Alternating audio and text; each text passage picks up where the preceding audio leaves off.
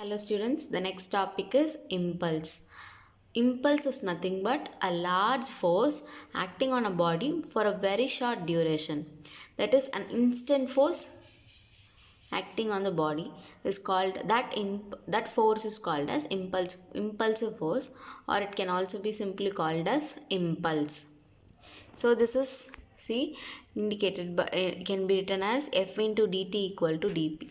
That is, this F into dt is nothing but the impulse force. Okay, what is impulse? Large force acting for a short duration. Short duration is given by small change in time, that is dt. Okay, so large force F. F into dt is nothing but your impulsive force, which is given by the symbol J. Okay, for deriving that we have started with this second Newton's law, which is given by F equal to dp by dt. From this, bring this dt to the other side, you will get it as F into dt equal to dp. So I'm going to integrate this on both sides. So here dp with initial and final value, and for time from initial time to final time tf, I'm going to integrate. So if you integrate this, from in this part, f is a constant value, only time is integrable. So have this time alone, bring f out of your integration part. So when you integrate dp, the value is p. So the limits are from initial to final, and f is as it is. And if you integrate dt, integration of dt is t, and you have the limits ti to tf. Now substitute the limits. It should be upper limit minus lower limit. So upper limit is f. So pf minus lower limit is pi, which is equal to this f as such. Then again upper limit minus lower limit. So this is nothing but, see, final value minus initial value can be written as change in p, that is del p, which is equal to f as it is, and this one is change in time del t. Okay, this is nothing but this del p. Now this, as you know, how we have written this equation, as we know, I'm going to apply a force for a particular time, then obviously the object will experience a momentum. That is what is given.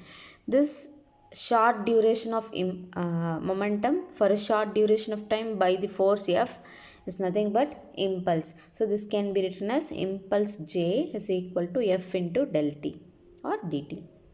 This is called impulsive force. We have seen the definition already. That is, large force for a short time is called impulse j. Okay, and this equation is called as impulse momentum equation. This one is momentum as well as impulse, so it is called impulse momentum equation. And impulse j is a vector quantity. As you know, force is a vector, so obviously j impulse is a vector quantity, and its unit is, see, force into time. So for force it is newton, and for time it is seconds. So the unit of impulse is nothing but newton seconds. And you can also write the impulse force as, instead of impulsive force j is equal to, instead of f you can also write it as average force f avg into del t. Okay, you can very well understand this by some examples. So when you see a cricketer catching a ball, you could have seen that he catches the ball very slowly by running backwards and pulling his hands backward. Why is that so? Because if he holds his hand as it is, when the ball drops down with a force, the ball will be dropping at a for an instant, then his hand will be hurt by the instant large force acting for a short time.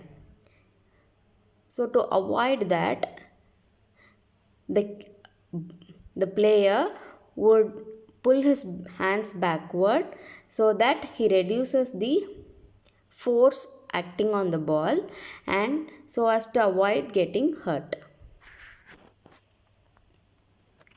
Similarly, when your car met with an accident, it is again experience of an impulsive force. A very large force for a sudden time, then it will it will be dangerous for the drivers. To avoid that, airbag will be pushed up, which reduces the force that the driver gets hit onto some object, and that reduces the impulsive force effect.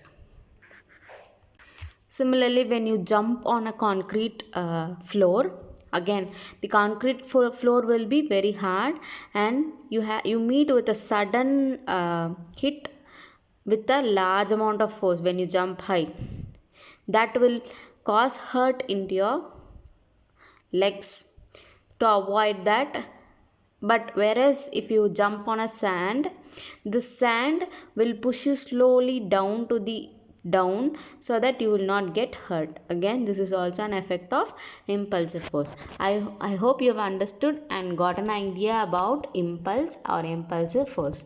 Thank you.